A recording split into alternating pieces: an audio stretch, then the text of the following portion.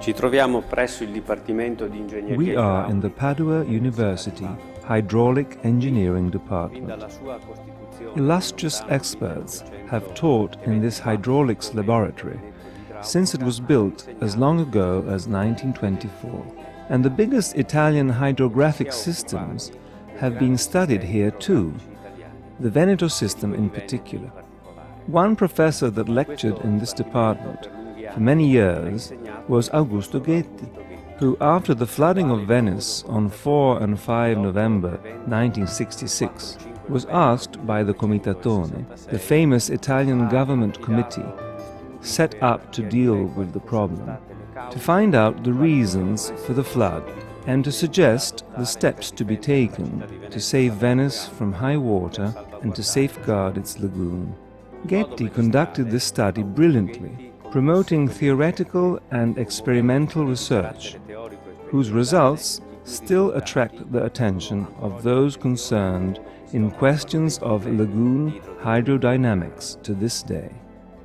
His is the merit of having created the first mathematical models that enabled the phenomena of the propagation of tides inside the lagoon to be correctly appreciated, and, above all, of having formed a group of researchers that still deal with these questions with encouraging results.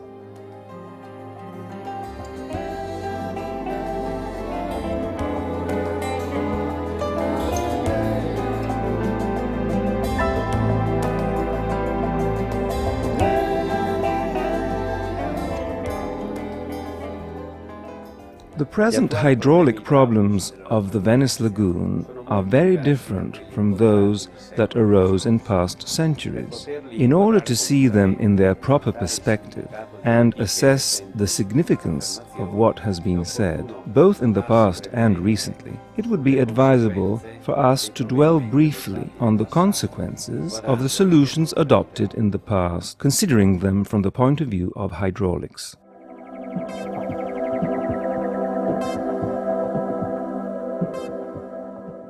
According to some writers, the Venice Lagoon, like many other coastal basins with similar characteristics, is the result of a slow invasion by seawater, which has been progressively rising in level since the last ice age, of a land area rich in river mouths, naturally protected by a system of coastal dunes that have formed as a result of the combined action of currents and wave motion. In this specific case, these are littoral belts that now make up the lidos that separate the lagoon from the sea. Between these belts of land, the sea has opened up a number of entrances through which it penetrates and submerges the low-lying areas behind them. Evidence of the constant progress of this submersion in the course of time, affecting the lagoon even in relatively recent geological ages, is provided by the discovery of objects from prehistoric civilizations 6 to 14 meters below sea level, and of archaeological remains from the period of ancient Rome.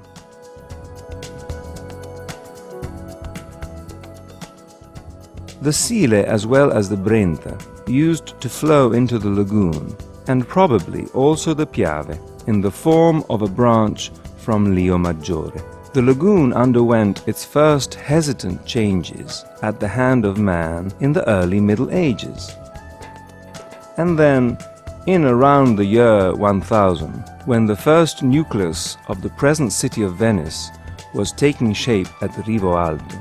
while other lagoon settlements that have since disappeared were flourishing at the same time, such as Cittanova and Equilio in the extreme eastern area, Altino, Torcello and Mazzorbo on their respective islands, and Malamocco near the channel of the same name. The changes took the form of more and more substantial forms of intervention as the centuries passed, and contributed decisively to the determination of the shape of the lagoon basin as it has come down to our own days.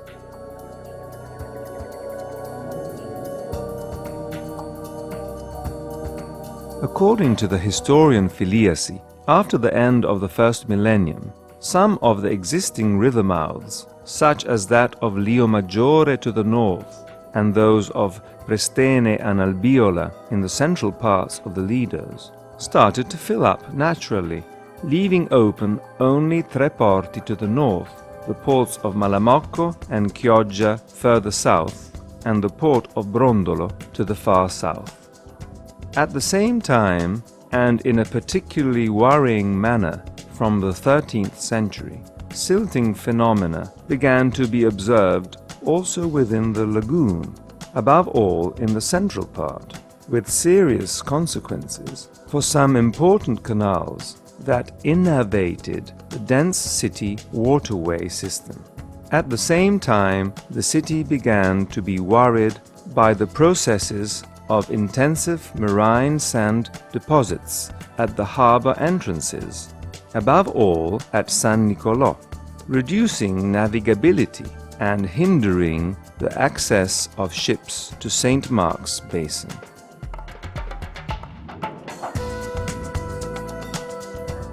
The Brenta, flowing into the lagoon at the level of Fusina, almost opposite Venice, was to blame for the silting up inside the lagoon, while the navigability problems in the harbor of San Nicolò were caused by the deposit of sediment conveyed by the Piave and pushed near the coast by wave motion. It tended to be easier for the river sediment to settle near the shore, reducing the depth of the Tre Porti canals, because it was no longer propelled towards the open sea by the tide flow through the lagoon entrances that had once existed on the northern shore, whose activity was decreasing owing to the gradual reduction in the size of the expanses of water that they served.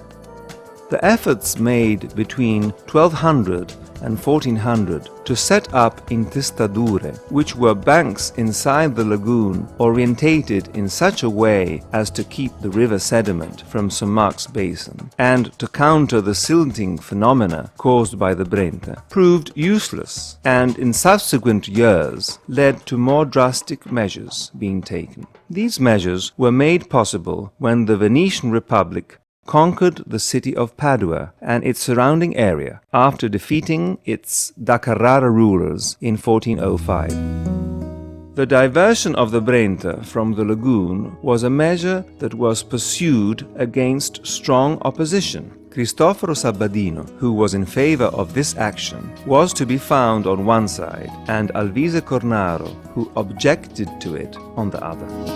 Cornaro wrongfully thought that the waters of the Brenta were very important for the system of lagoon currents. Sabadino prevailed, and this was the beginning of the period of river diversion.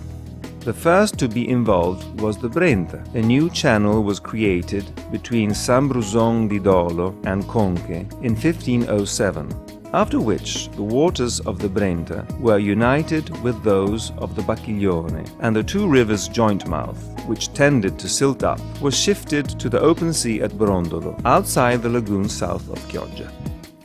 There were many hydraulic events involving the Brenta system in the years that followed. Among these were the interception and diversion from the lagoon of a number of other watercourses, the construction of the Taglio Nuovissimo in 1610, and finally the creation of a new channel for the Brenta, the Cunetta, which shortened the river's former route that the Venetians had established.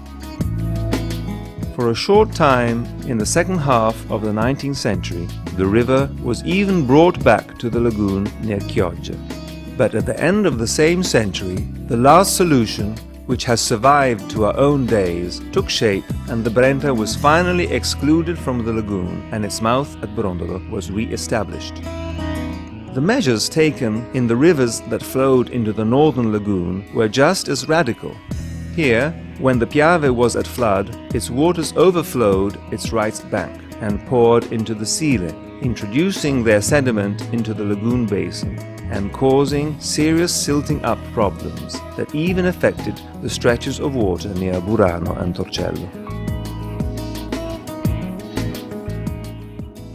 In the first half of the 16th century, In order to protect the lagoon, it was decided to build a great embankment at St. Mark's to contain the floodwater from the Piave. Then again, on the suggestion of Sabadino, the river was diverted to the Cortellazzo mouth, the main objective being to protect the port of San Nicolò from silting up. Again, in order to safeguard navigability at Tre Porti, in the second half of the 17th century, the mouth of the Piave was moved even further north, to Santa Margherita, by constructing a canal sub-parallel to the coast. But in 1683, after a memorable occasion on which the river broke its banks, the river abandoned this course for good, finally establishing its mouth at Cortellazzo. After these events, the Taglio del Sile was constructed and the Sile was introduced into the abandoned bed of the Piave to take the water of this resurgent river, which was too fresh and therefore gave rise to sanitary problems, out of the Venice Lagoon.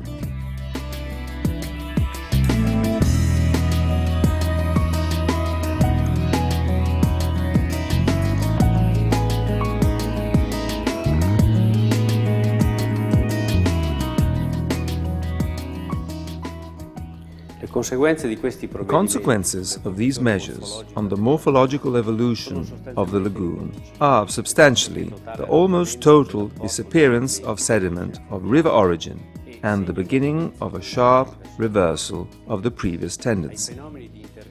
The silting phenomena that prevailed before the rivers were diverted, which had been contributing to the creation of a shallow and therefore not easily navigable lagoon, started gradually to be replaced by ever more intense erosion, assisted by further substantial human intervention, by natural submersion processes, and by the intensification of wave motion.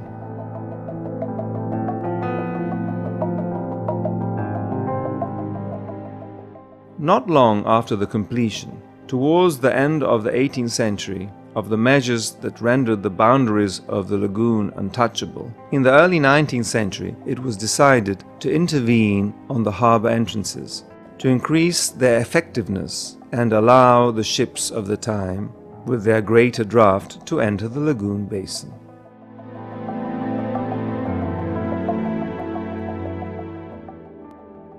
Works were thus put in hand to install sea moles at the harbour entrances, going far enough out to sea to reach a depth sufficient to allow access for ships in all conditions.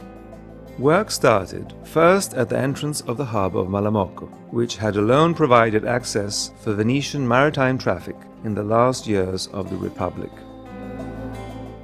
The works were completed by the Austrian government, which first built the northern mole and then the southern mole in 1865. The success of the works completed at Malamocco encouraged the Italian government a few years later to take similar action on the entrances serving the northern lagoon, joining the pre-existing lagoon entrances of San Nicolò, Sant'Erasmo and Tre Porti into a single passage.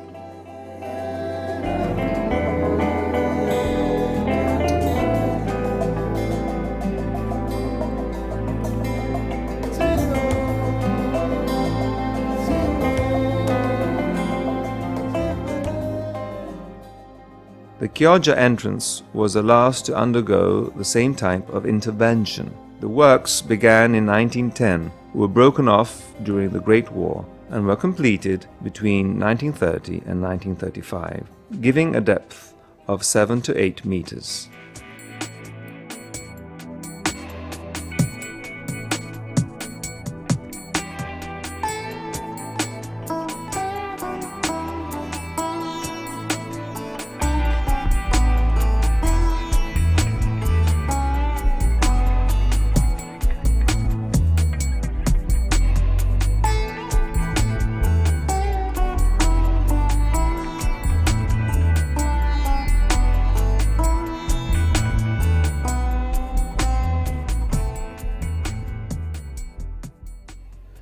The works to reshape the port entrances, however, were not quite the last large-scale human interventions in the Venice Lagoon. The Santo Spirito Channel had already been dredged at the end of the 18th century to allow ships to enter St. Mark's Basin from the Malamocco entrance to the lagoon. The hydraulic effects of the dredging of this channel were inconsiderable. Quite different, on the other hand, were the hydraulic effects of the dredging of the Vittorio Emanuele and the Malamocco Marghera channels. The work done by man to try to counter the lagoon's natural morphological evolution and adapt it to his contingent necessities at various times has handed down to us the lagoon that we now see, very different from those of the past, with problems that are not easy to solve.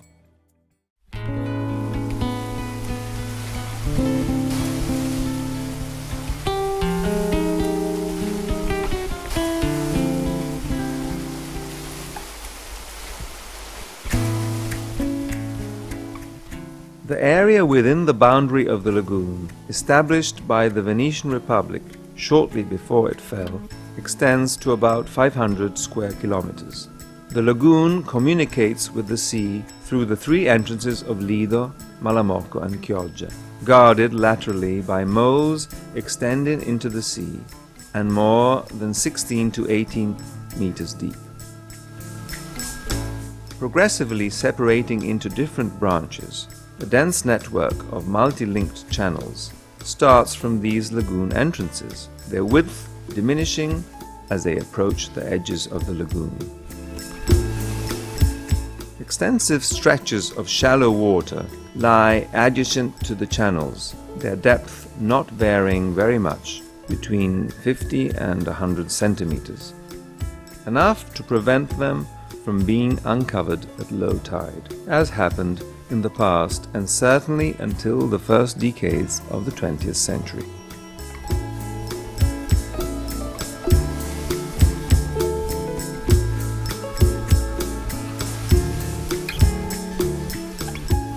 Among the areas of water nearest to the lagoon entrances, which make up the so-called living lagoon, and the stretches of water near the boundaries, there are large ribbons of sandbank, characteristic morphological formations above average sea level and high enough only to be covered at high tide.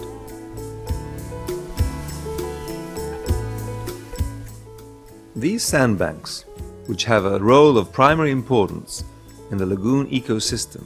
once took up far greater areas than now, but the intense erosive phenomena in progress have gradually reduced their extent. During the century that has just finished, their total area has shrunk from about 150 square kilometers to under 50 square kilometers.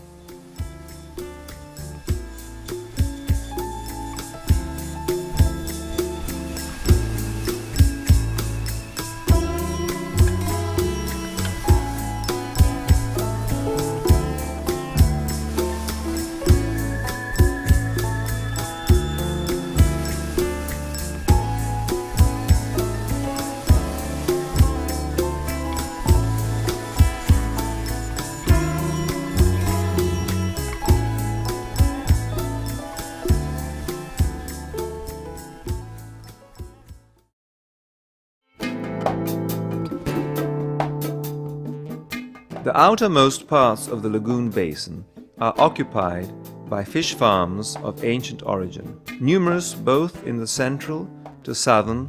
and the northeastern sections. Bordered by embankments and only communicating with the lagoon through drains, these fish farms occupy a total area of about 90 square kilometers. At present, they are in practice entirely closed off and thus removed from the free movement of the tide, as their internal levels are managed only in function of the requirements of the fishing and wild fowling to which they are dedicated. This state of affairs, with a small number of exceptions, came about in relatively recent times. To be precise, during the 2 decades spanning the Second World War, when their traditional perimeters, made of reed wattles, and their entrances, protected by the old cogolere types of netting, both structures were permeable to the flow of the tide, were replaced by earth embankments that cannot be surmounted even by the highest tides, and drains fitted with gates that are operated as required to regulate the level inside. Also on the outskirts of the lagoon boundary are extensive areas of reclaimed land, which have also been excluded from their function in the past. Only to mention the more important examples. There are the land on which the old and new Porto Marghera industrial areas have been built.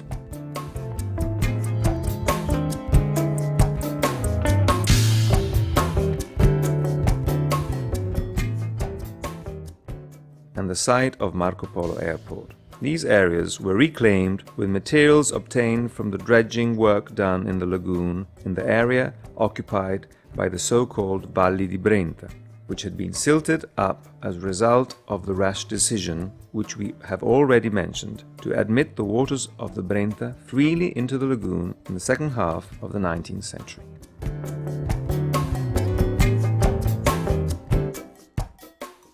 Finally, the deep Vittorio Emanuele and Malamocco Marghera shipping channels depart from the lagoon entrances of Lido and Malamocco. These are used by large cargo and passenger vessels to enter the lagoon and berth in their respective internal harbours.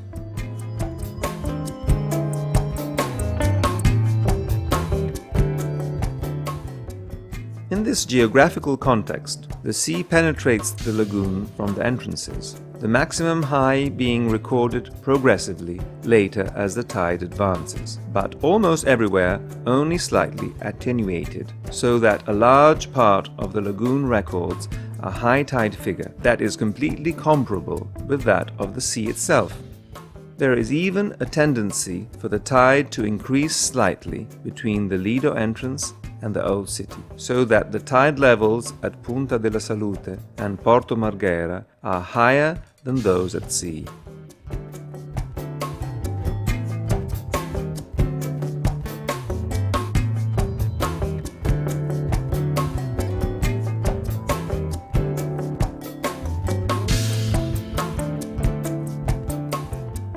Now the only substantial attenuation of high tide occurs in the northeastern lagoon, where it occurs about 3 hours later in the areas near the boundary. At normal new and full moon, when the astronomic conditions governing the behavior of the tides prevail over the atmospheric conditions, wave ranges of between 80 and 100 centimeters entail total exchanges of masses with the sea of nearly 20,000 cubic meters per second, with substantial ebb and flow volumes about 400 billions cubic meters. Circumstances that are very different from those that are normal and that have just been described arise during the well-known events of Acqua Alta, high water.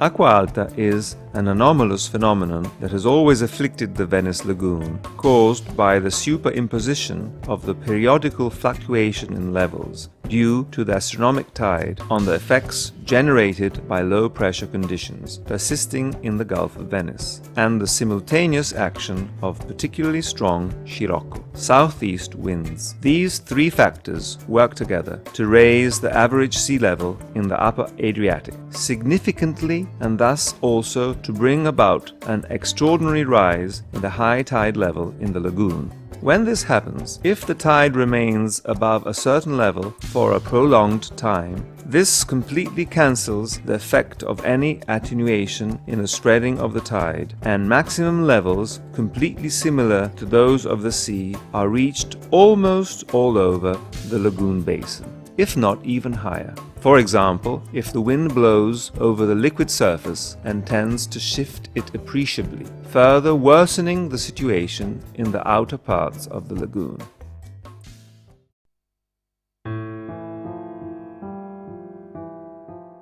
The Acqua Alta phenomenon dramatically experienced by Venetians on the occasion of the famous flooding on 4 and 5 November 1966, and recurring with a frequency that could hardly be described as negligible during the decades that have followed, is certainly a serious problem for the city of Venice and other important historic lagoon settlements. It is therefore understandable that during these years the efforts of experts and the attention of public opinion have concentrated on its solution.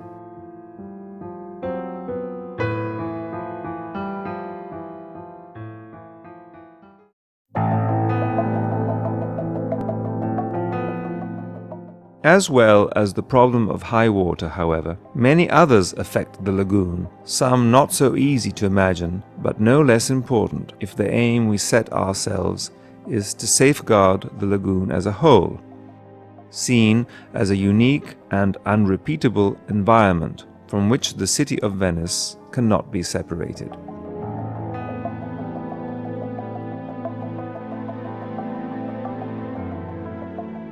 We refer in particular to the phenomena of decay that in these years have profoundly changed the morphological structure of the lagoon, owing to the superimposition of the natural processes due to the subsidence and rising sea levels on the effects produced by the large-scale human works which have contributed to an unfavorable evolution of some of the features peculiar to the lagoon. The process of demolition of the former outlines of the lagoon, the disappearance of vast areas of sandbank, the increase in the depths of low water areas, also as a result of erosion phenomena that appear to be irreversible,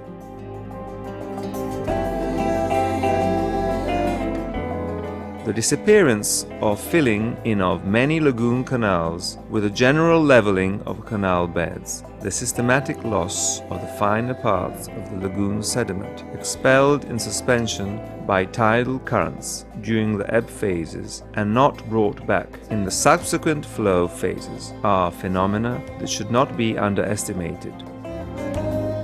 They are evils that in some cases go back a long way and that need to be carefully considered if the lagoon is to survive, and, as far as possible, that need to be resolved. Understanding their mechanism can only be a help in correctly directing the protective action that is intended to take, because the entrances from the sea and the lagoon form a whole that cannot be separated, owing to the effects on one that are fatally determined when one acts on the other. With this in mind, it may be interesting, with the help of the most advanced mathematical models, to analyze the hydraulic behavior of the lagoons of the past, particularly those of the 19th and 20th centuries.